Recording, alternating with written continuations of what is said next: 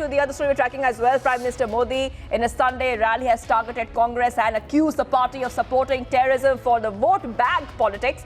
PM Modi also alleged that terrorism was at its peak in the country when Congress-led UPA was at the center. So, in fact, many statements there being made by the Prime Minister, where he has made a couple of points there as well, where he has said that in a very, very important statement, he has talked also about the Batla encounter, and he has said that in his rally, he targeted the Congress and accused the party of supporting terrorism for vote bank politics. The Prime Minister also alleged that terrorism was at its peak in the country when the Congress-led UPA was at the center. A couple of important points being made by the Prime Minister. Let's go ahead and play out that soundbite of the Prime Minister and what he had said, especially talking about the Batla case.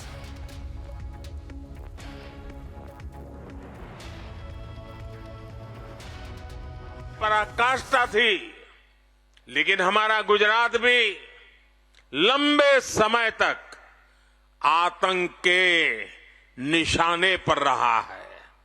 सूरत हो, अहमदाबाद हो, इन शहरों में serial bomb धमाकों में बहुत से गुजरात के मेरे भाई बहन मारे गए थे। कुछ महीने पहले अहमदाबाद कोर्ट ने इन गुनहगारों को गंभीर सजा दी है।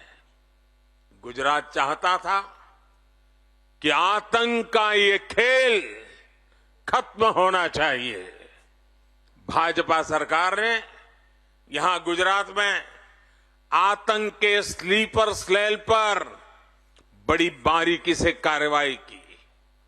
यहां हम गुजरात में आतंकियों को पकड़ते थे, उन पर कार्रवाई करते थे, लेकिन साथियों, कोई भूल नहीं सकता कि कैसे तब दिल्ली में बैठी कांग्रेस सरकार आतंकियों को छुड़ाने में अपनी पूरी ताकत लगा देती थी।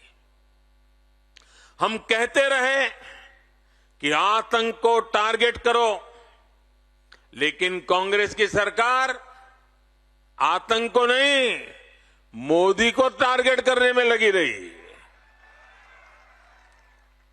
परिणाम यह हुआ कि आतंकियों के हौसले बढ़ते गए। देश के हर बड़े शहर में आतंकवाद सिर चढ़कर बोलने लगा। आप याद करिए, दिल्ली में जब बाटला हाउस एनकाउंटर हुआ तो कांग्रेस के नेता आतंकियों के समर्थन में रोने लगे, रोने। कांग्रेस आतंकवाद को भी वोट बैंक की नजर से देखती है, तुष्टीकरण की दृष्टि से देखती है। और सिर्फ कांग्रेस ही नहीं है, अब तो ऐसी भांति भांति के दल पैदा हुए हैं। ये दल भी शॉर्टकट की राजनीति में यकीन करते हैं। उनको तो सत्ता की भूख भी जरा तेज है। वो वोट बैंक की राजनीति करने पर उतारू हैं, अपीजमेंट, तुष्टीकरण के पॉलिटिक्स में इंटरेस्टेड हैं। कुछ लोगों को बुरा न लग जाए, अपनी वोट बैंक को दिक्कत न हो जाए, इसलिए भयंकर से भयंकर आतंकी घटना के बावजूद भी ये तुष्टीकरण की राजनीति करने वाले सारे दल, उनके मुंह पे ताला लग जाता है, चुप्पी साध लेते हैं। इतना ही नहीं, जब कोर्ट के अंदर मामले चलते हैं तो पिछले दरवाजे से उन्हीं से मिले हुए लोग आतंकवादियों की पैरवी करने के लिए कोर्ट के दरवाजे तक पहुंच जाते हैं। भाइयों बहनों, ऐसे दलों से गुजरात को, देश को बहुत सतर्क रहने की जरूरत है। And viewers, the Republic spoke to the mother of Inspector Mohan Chand Sharma, who was martyred in the Batla encounter. Listen in to what she said. Very unfortunate incident that has happened. My heart goes out to Shubhendu sir's family. You knew him very personally. So why don't you tell me about Shubhendu Banerjee sir, his family, and what exactly now has he left behind for his family? If you can just tell us about him, ma'am. So Subhendu was, one of the joyful person in our cycling group. All the time, smiling, very soft spoken and helping nature. All the time helping everyone. If somebody is not a very avid cyclist, then he will support, will cycle slow with them, and motivating others to cycle kind of person.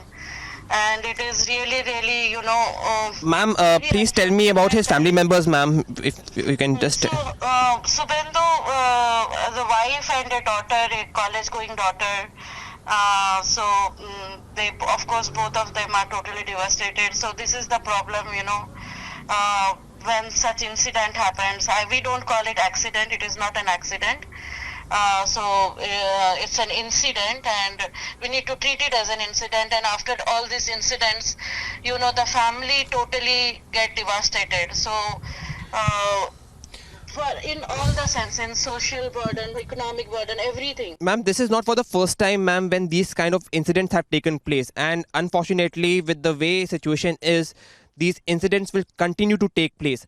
I want to first know from you, ma'am, that the police may have arrested the driver in this case, but he's been charged under very minor sections, and chances are that he will again be able to secure the bail and come out.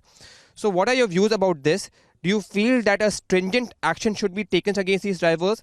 And secondly, please also tell me, ma'am, that why pedestrians and cyclists over here in Delhi NCR continue to be the most vulnerable group, why they continue to be killed by these kind of tragic mishaps that we continue to report.